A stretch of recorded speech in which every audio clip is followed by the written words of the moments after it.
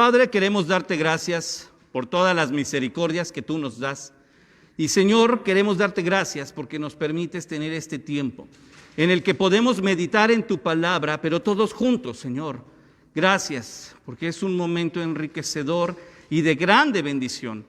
Pero te rogamos que al meditar en tu palabra podamos comprender, Señor, lo que tú quieres decirnos, el mensaje que el Espíritu Santo ha preparado para nuestros corazones, Señor. Gracias, Padre, por este tiempo.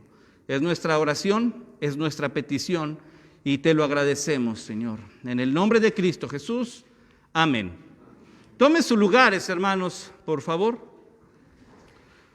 Un mensaje inigualable. Nuestra lectura, hermanos, en Filipenses es un himno que el apóstol Pablo coloca precisamente en su epístola, donde se exalta la única persona que merece la gloria y que recibe el nombre del Señor Jesús.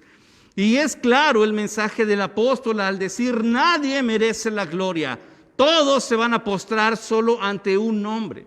Y esto es interesante. Mire, todos tenemos la Biblia, pero no todos conocemos la Biblia. Todos oímos el sermón, pero no todos escuchamos la voz de Dios.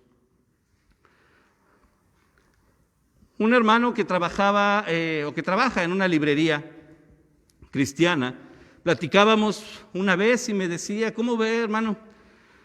Hay 2 libros que llegaron al mismo tiempo en esta librería. Los 2 están enfocados en la Biblia, pero solamente uno ha tenido éxito de venta.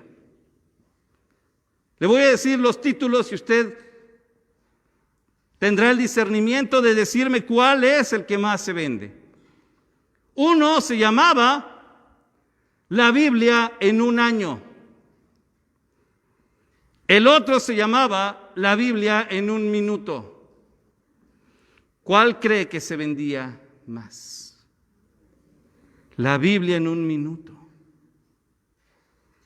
¿Por qué? Dice, el de la Biblia en un año es precisamente un devocional, un momento, un plan de lectura anual que nos lleva a un compromiso durante un año a conocer la Biblia. El otro solo es una propuesta de versículos. Pero el que se vende entre el pueblo cristiano es la Biblia en un minuto. Y me decía con tristeza, hermanos, dice, lamentablemente lo que se demuestra es que la iglesia no tiene mucho interés en leer la Biblia. No tenemos un compromiso ni una disciplina. Recuerde esto, tenemos un Dios de orden. ¿Cómo debe llevar a cabo la actividad su iglesia? En orden. ¿Cómo debe llevar a cabo su vida espiritual un cristiano? En orden. ¿Cómo debemos meditar en la palabra del Señor? En orden.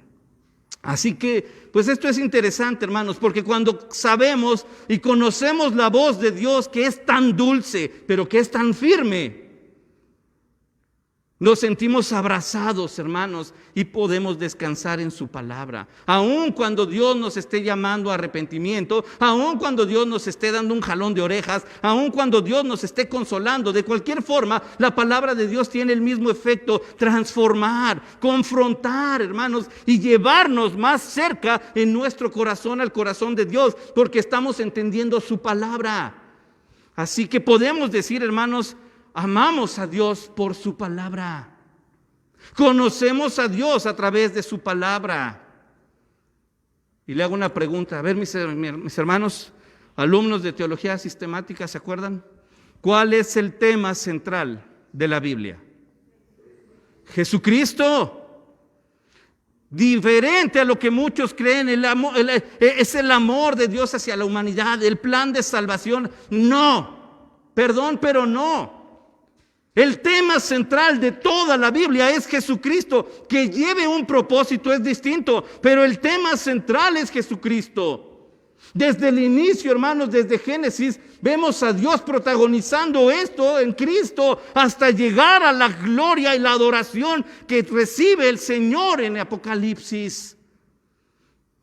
Si usted no lo sabía, apúntelo. El tema central de la Biblia es Jesucristo.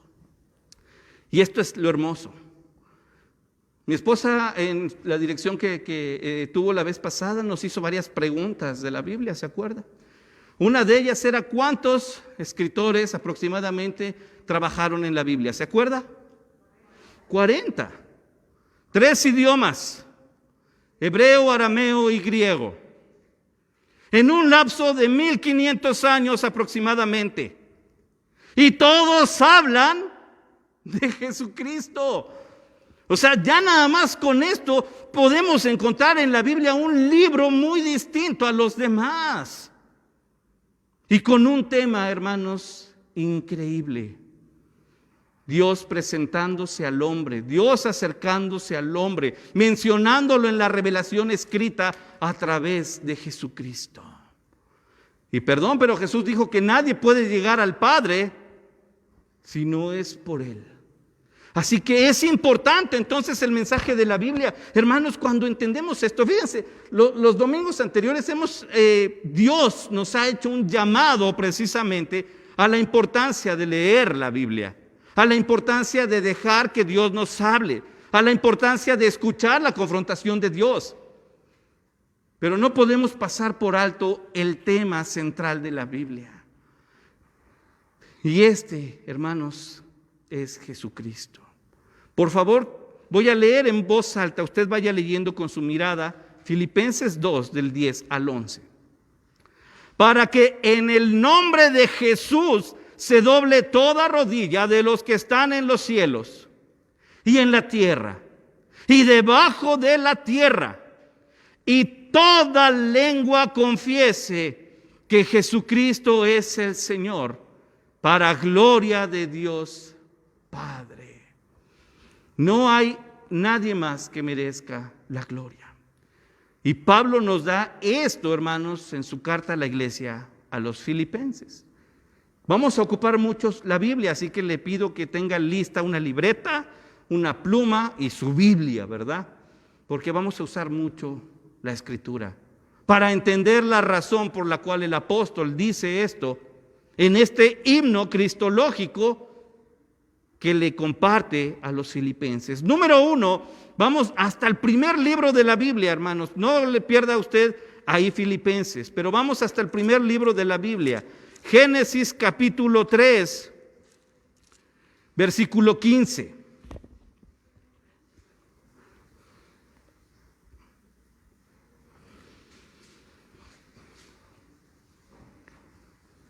Indíqueme solo con un amén que tiene la cita, por favor. Vamos a leerlo, hermanos, una sola vez, todos juntos en voz alta. Por favor, dice así: y pondré enemistad entre ti y la mujer, entre tu simiente y la simiente suya. Esta te herirá en la cabeza y tú le herirás en el calcañar. Número 1, una promesa de victoria. ¿Cuál es ese mensaje inigualable en Cristo? Una promesa de victoria. Hace 8 días hablábamos precisamente del conflicto que hay al escuchar otras voces, ¿se acuerda? La voz del engañador, la voz del manipulador y la voz de Dios, que da indicaciones, que da normas para cuidado espiritual. Pero en este versículo, hermanos, Dios arroja una promesa, hermanos, teológica increíble. A ver, nuevamente, mis hermanos, cuando estudiamos soteriología, ¿se acuerda la doctrina de la salvación? ¿Cómo le llamamos a este versículo? El protoevangelio, exactamente. Desde aquí Dios ya está hablando acerca del proceso de Jesucristo para poder salvar. Es Jesucristo, hermanos, quien es prometido desde el libro de Génesis. Está haciendo el juicio sobre, hermanos, no solamente la serpiente. Recordemos esto, el contexto de toda la Biblia nos revela que el autor de esta mentira es Satanás, Quien toma, hermanos, parte de la palabra de Dios, la hace ver de una perspectiva para que Eva termine cayendo y termine entonces la familia en un conflicto espiritual. Ceder, hermanos, a esto lleva a un conflicto. Pero ¿sabe qué es lo hermoso para todos? Que Dios promete victoria. Dios jamás ha sido derrotado. ¿Y sabe cuál es, hermanos, la forma en la que el Señor promete la victoria? A través de la simiente de mujer, de uno nacido de mujer, provisto por Dios. Y mire cómo pone la victoria. Dice, hay enemistad entre ti y la mujer, entre tu simiente y la simiente suya. La simiente, lo que provoca el diablo, la mentira, el pecado, es muerte, es separación. Y cuando Dios le dice, la simiente de la mujer va a venir contra ti, está hablando precisamente de la encarnación. Aquel momento precioso, hermanos, que le damos gloria a Dios y no nos cansamos de decir gracias, Dios, que ocurrió en Belén. ¿Sabe qué significa el evento llamado Belén? Que Dios nos ama al punto de mandar a su Hijo a buscarnos. Esto es lo interesante, porque cualquier persona que pueda estar pasando aflicción, tribulación, soledad, depresión, hay un mensaje interesante. La persona más grande, el ser más glorioso, nos ama. Nos ama. Nos sentimos solos. Pensemos en esto. Dios nos ama. Dios le ama. Y entonces Él estuvo dispuesto a mirar la aflicción desde el principio en el corazón y decir, mi hijo se encargará de tu corazón. Mi hijo se encargará de eso. Así que, hermanos, vemos en este primer libro de la Biblia una promesa de victoria. Dios establece límites al diablo directamente. Dios establece la derrota del pecado completamente. Pero Dios promete la victoria, hermanos, para aquellos que escuchan la voz de Dios. No puedo ser cristiano sin una Biblia, sin meditar en su palabra, porque solo tendré una religión. No una comunión con Dios, un vínculo precioso. Dios, hermanos, provee a uno nacido de mujer que llevará a cabo la victoria para la gloria de Dios. Desde Génesis Dios promete una victoria. Y esa victoria está enfocada directamente en Jesús. Pero esto no se queda ahí, hermanos. Número 2, quiero pedirle que recorra unas cuantas hojitas a su Biblia y vamos ahora al profeta Isaías, por favor. Isaías 53.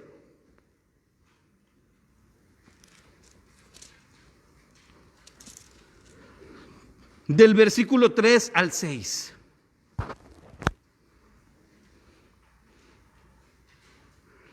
Isaías 53, versículos 3 al 6. Indíqueme con un amén que tiene la cita, hermanos, por favor. Déjeme leer en voz alta, vaya leyendo con su mirada. Dice así: despreciado y desechado entre los hombres, varón de dolores, experimentado en quebranto, y como que escondimos de él el rostro, fue menospreciado y no le estimamos.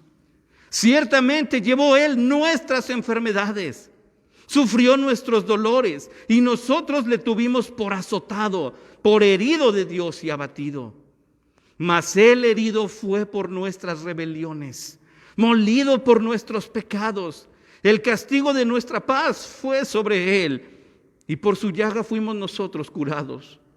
Todos nosotros nos descarriamos como ovejas, cada cual se apartó por su camino, mas Jehová cargó en él el pecado de todos nosotros. Número 2, ¿qué tenemos, hermanos, en este mensaje inigualable en Cristo? Una promesa de redención. Una promesa de redención. Isaías es conocido como el evangelista del Antiguo Testamento. Su mensaje en mayor parte está enfocado en Jesús, en el Mesías, en el Cristo, pero lo presenta como una persona llamada el siervo sufriente. Hermanos, Jesús tenía la facultad de llegar a la tierra y con una sola palabra deshacer el mal y poder acercarse al hombre. Pero ¿sabe qué es lo que hizo? vino a ofrecer su vida. No vino a hacerlo de otra forma, vino a demostrarlo de una forma en particular. ¿Cómo? Entregándose Él. Y mire lo interesante.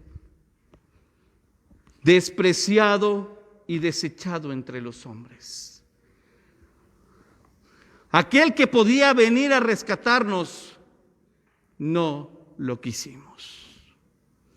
Y hoy en día, si usted le habla de Jesucristo a algunas personas, inmediatamente lo van a asociar con religión. Es que me lo enseñaron en la clase de religión, esto lo vi aquí y allá. La pregunta es, hermanos, si realmente nosotros tenemos un vínculo precioso con el Salvador. Porque podemos decir, hermanos, erróneamente, es que yo voy a la iglesia cristiana, es que soy bautista de hace muchos años. Pero eso no hace ninguna diferencia. Pregúntele usted a una persona en la iglesia tradicional y le va a decir lo mismo. Esta es la religión que me inculcaron y yo estoy aquí porque es la religión de mis padres y de mis abuelos. La diferencia la hace cuando entendemos esto. El Hijo de Dios fue prometido en el principio porque yo tengo un problema de pecado. Todos. Y entonces Dios hizo algo increíble. Mandó a su Hijo con una buena noticia. ¿Sabes qué? Te puedes acercar a Dios. Y cuando Jesús vino a acercarse para mostrarnos el camino, lo señalamos, lo acusamos, dudamos hasta el punto que Él fue llevado a la cruz. Y mire cómo lo maneja Isaías, despreciado y desechado. El mensaje que puede cambiar el corazón de una persona no está siendo aceptado. ¿Y sabe qué es lo que le están dando ahora? Pura emoción, hermanos, nada más. Y le dicen a la persona, ¿verdad? Si no eres feliz, entonces ve y sepárate del marido hasta que seas feliz. Qué interesante, porque el mensaje de la Biblia es distinto. Cuando me toca a mí ministrar, hermanos, o me invitan a mí a participar en una celebración matrimonial, en un culto de acción de gracias, porque no casamos en la iglesia, hacemos un culto de acción de gracias. Comparto lo que se me enseñó a mí. Si yo me caso para ser feliz, soy un egoísta y no voy a encontrar felicidad en ese matrimonio. ¿Cuál es mi trabajo entonces? Yo me voy a casar porque voy a luchar para que mi esposa sea feliz conmigo. Y no tenga la necesidad de llorar, de sufrir. Bueno, vamos a tener dificultades, eso es normal. Pero pueda tener en su corazón esa seguridad. De la misma forma, si ella trabaja todos los días para que su esposo esté feliz, se da cuenta cómo se trabaja mutuamente. Ese es el objetivo. Pero ahora le dicen a la gente, ¿sabes qué? Busca. Le dicen a las señoritas, no busques un hombre, mejor hazte rico, hazte rica, viaja, ten tu dinero, no dependas de nadie, eso es lo que quieres. Le dicen a los varones, ¿verdad? Los jovencitos, vive tu libertad, eres libre, haz lo que quieras, mientras no dañes a nadie. Fue lo mismo que le dijo la serpiente a Eva, puedes hacerlo, come la serpiente, serás como Dios, tendrás esa libertad. ¿Y sabe qué? No hay libertad sin el Señor Jesús. Y Jesús llegó con un mensaje distinto. Jesús llegó diciendo, obedece, el que oye mis mandamientos los obedece, le voy a llamar amigo. Va a estar cerca de mí. El que habita a la sombra del Omnipotente. Recuerde todo eso, hermanos. Cada versículo donde Dios nos dice, voy a estar cerca. Yo he vencido al mundo. ¡Wow! Pero la gente hoy prefiere llorar, hermanos. Prefiere sufrir que abrir el corazón a Jesús. Y esta es una invitación increíble, porque mire lo que dice aquí el pasaje. Experimentado en quebranto. Mire lo que sigue. Y como que escondimos de él el rostro. ¿Se acuerda quién se escondió cuando oyó la voz de Dios? Adán y Eva. El pecado nos lleva a decir, no, yo estoy bien, no quiero nada, no me gusta. lo que me está diciendo. Pero ¿sabe qué? Cuando el Señor Jesús se acerca, no va con otra opción, con otra forma más que decir, quiero arreglar tu vida. Así que no veamos a Jesús como un ser religioso, como una imagen religiosa. Veamos en Jesús el amor de Dios. Así que sí, Dios nos ama, pero desea transformar nuestro corazón. Mire, dice después, fue menospreciado, no lo estimamos. Lo mismo que usted y yo, el tiempo que pasamos leyendo la Biblia, ese es el tiempo que decimos amar a Dios o no. Porque si preguntamos, ¿amamos a Dios? Todos vamos a decir que sí, pero si no ponemos atención a su palabra, le puedo decir que no lo amamos, aunque digamos que sí. La pregunta es, ¿no nos cansamos? Porque llega el momento en que sí tenemos todos que levantar los ojos al cielo y decirle a Dios, ¿me ayudas? ¿Se acuerda de algún momento en que usted haya clamado a Dios con lágrimas diciéndole, ¿me ayudas? Ese clamor es genuino. Estamos reconociendo que Dios tiene el poder que nosotros no. Y no tenemos que esperar a que una desgracia llegue a nuestras vidas. Preguntamos, ¿por qué está pasando esto? ¿Qué está haciendo Dios? Hermano, amigo, Dios ya lo hizo todo. Envió a su Hijo. Y cuando llegó su Hijo, lo apedreamos, lo escupimos, ignoramos, le dimos la vuelta y Jesús llegó con un mensaje de amor diciendo, te amo. ¿Por qué sigues sufriendo? ¿Por qué te sientes así? Aquí está mi mano. Dice después, ciertamente llevó Él nuestras enfermedades y sufrió nuestros dolores y nosotros lo tuvimos por azotado, por herido de Dios y abatido. Dice el 5, mas Él herido fue por nuestras rebeliones, molido por nuestros pecados, el castigo de nuestra paz fue sobre Él, y por su llaga fuimos nosotros curados. Dice, nuestras enfermedades, nuestros dolores. Enfrentamos todas esas cosas solos, porque queremos. Pero le puedo decir, nadie tiene la facultad de salir adelante solo. Es que yo sí he logrado. Dios ha tenido misericordia. Hermanos, respiramos hoy, estamos vivos hoy, no por nuestro esfuerzo. Estamos vivos hoy por su misericordia. ¿Sí se da cuenta de eso? Y decimos, otra vez voy a vivir otro día en medio de mis problemas, porque usted quiere. Podemos tomar la mano de Dios. Él envió a su Hijo y dice nuestros dolores, nuestras enfermedades. Esto es lo que produce dolor físico.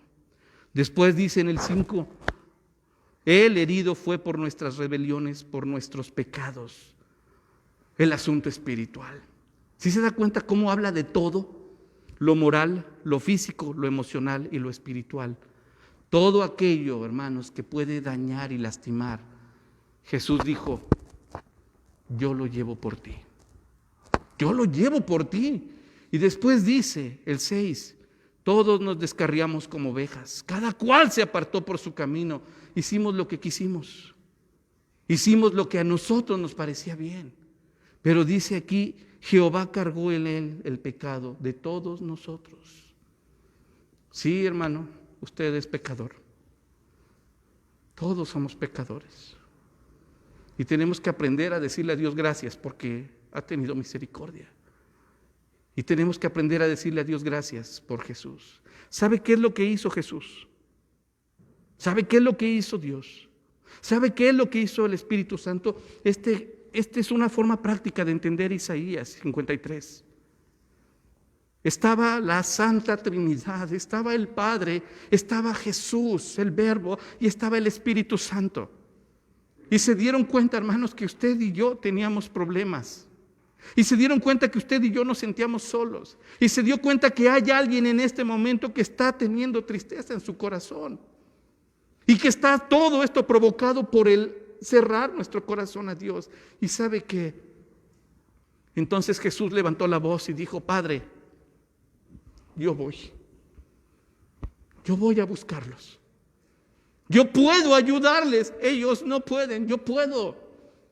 Y entonces el Espíritu Santo extiende sus manos para que Jesús se agache y sea el Espíritu Santo sosteniendo al Hijo, mientras el Padre toma el pecado de usted y se lo pone a Jesús en la espalda, mientras el Espíritu Santo lo sostiene.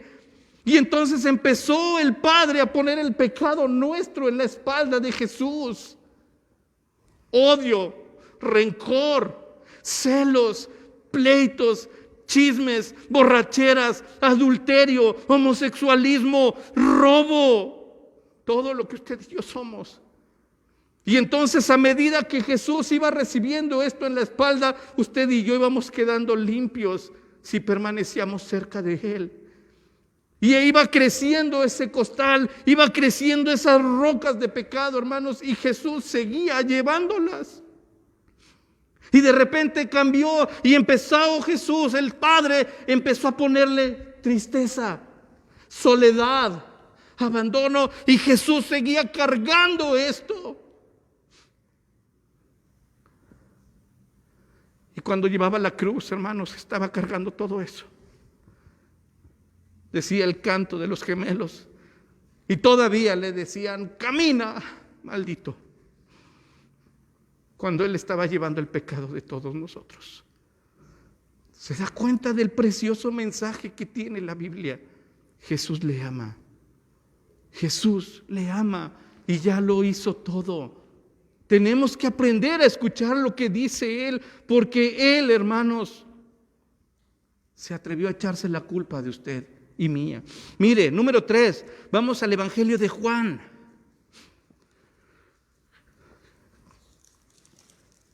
Capítulo 19, versículo 30.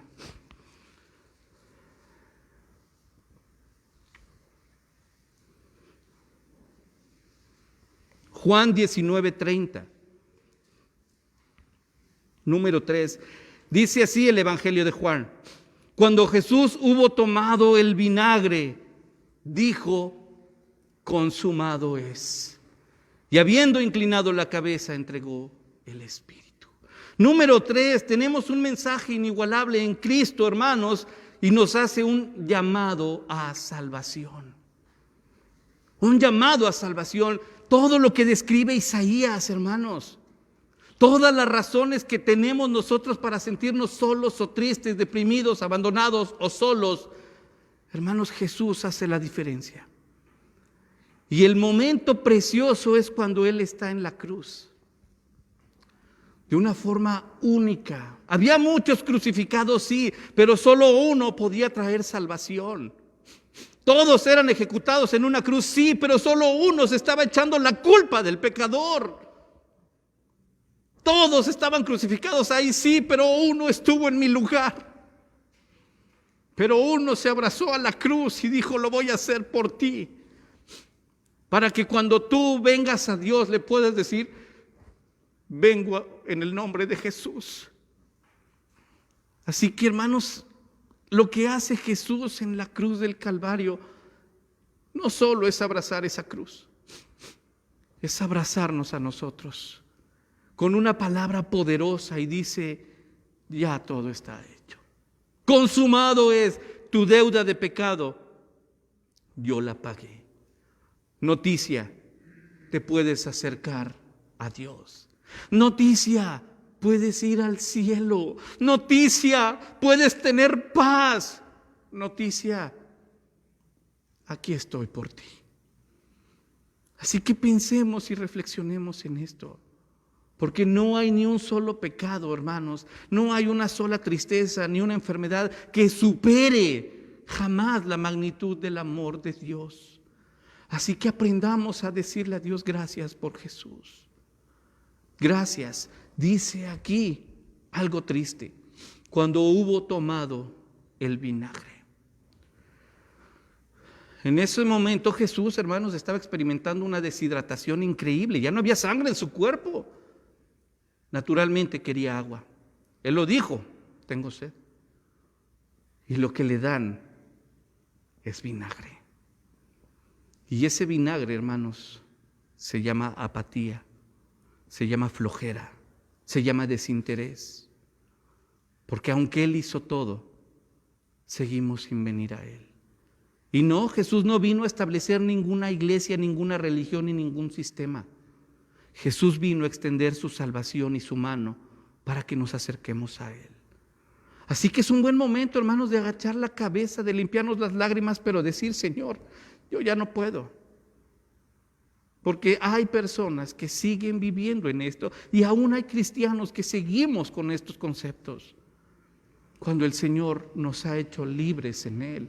Cuando el Señor nos ha mostrado quién es y lo que hace.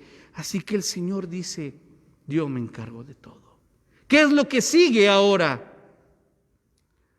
Número 4, vamos a terminar. Mateo 9:9, regrésele, por favor, a su Biblia.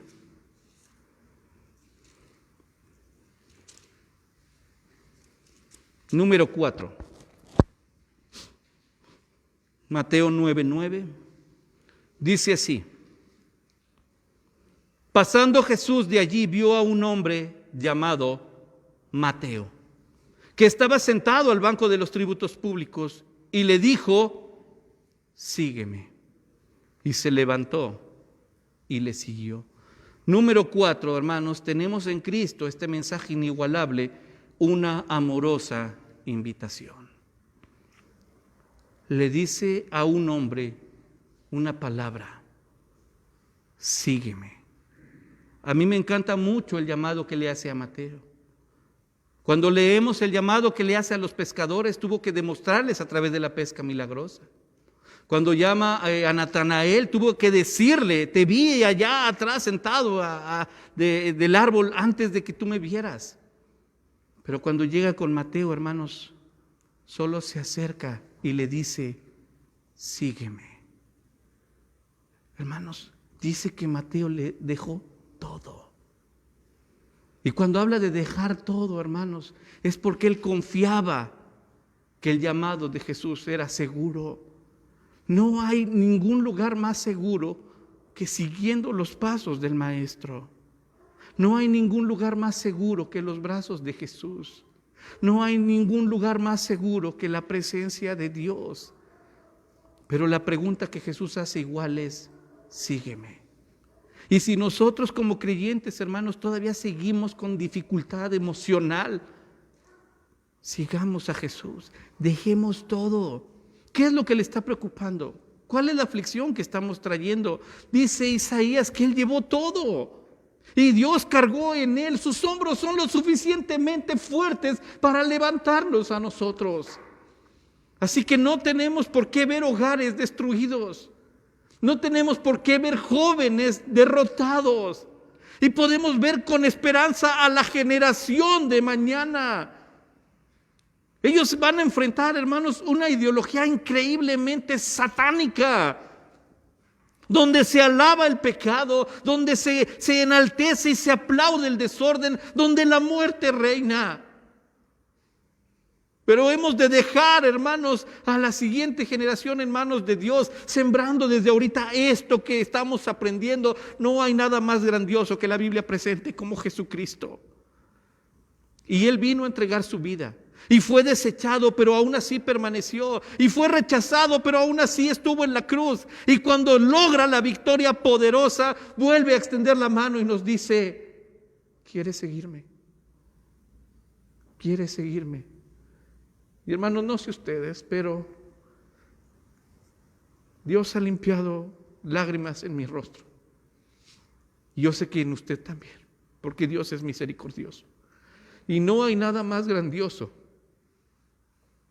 como sentir el abrazo de aquel que sostiene el universo a nuestro alrededor. Porque estamos seguros, dice un canto, Cristo mi amigo, ¿se acuerda? El mundo se puede acabar, se puede partir la tierra, pero usted y yo estaremos abrazados del cuello del Salvador y estaremos seguros. Pero necesitamos esa paz para que al final nuestra vida, vamos a regresar, ya esto es lo último, hermanos. Filipenses, el texto que leímos, 2, versículos 10 y 11.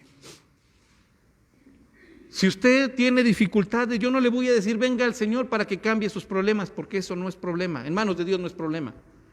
Si usted tiene tristeza, hermano, si hay aflicción, pongamos los ojos en Cristo. Él tiene poder y nos puede ayudar a pasar ese trago amargo, porque el horno de fuego no significa riesgo. Vamos a estar ahí tal vez, pero Él estará con nosotros. Porque las aguas amargas no nos las va a cambiar, pero Él se va a encargar de que sean dulces para pasar. Pero tenemos que estar cerca de Él y admitir, te necesito. Cuando entendemos esto, lo que dice Pablo, hermanos, tiene sentido ahora. Póngase de pie, por favor. Vamos a leerlo todos juntos. No importa si usted dice, no tengo voz, tengo el cubrebocas, léalo con poder, léalo con autoridad, léalo con convicción, léalo con fe. Dice así, para que en el nombre de Jesús se doble toda rodilla que está en los cielos y en la tierra y debajo de la tierra, y toda lengua confiese que Jesucristo, para gloria de Dios Padre. Amén. Que todos podamos decir, Jesús es mi Señor. Vamos a orar. Padre, gracias te damos por tu palabra. Señor, estamos en la carne. Hay dificultades, Señor. Hay dolor, hay temor. Hay enfermedad, hay sufrimiento. Pero también tenemos que entender, Señor, que hay pecado, hay arrogancia, Señor. Y en todos los casos te necesitamos a ti, Señor. Gracias, Padre, porque desde el principio de los tiempos tú ya tenías todo bajo control. Y nos diste la promesa preciosa que se repite a lo largo de toda tu palabra. Jesucristo, el Salvador, el Señor, el Rey de Reyes, viniendo a buscarnos. Perdón, Señor, porque fueron nuestros pecados los que te llevaron a la cruz. Pero gracias porque en esa cruz tú triunfaste sobre el pecado, sobre el diablo, sobre la muerte. Y hoy, Señor, podemos estar en este lugar, no porque lo merezcamos, sino por tu gracia preciosa.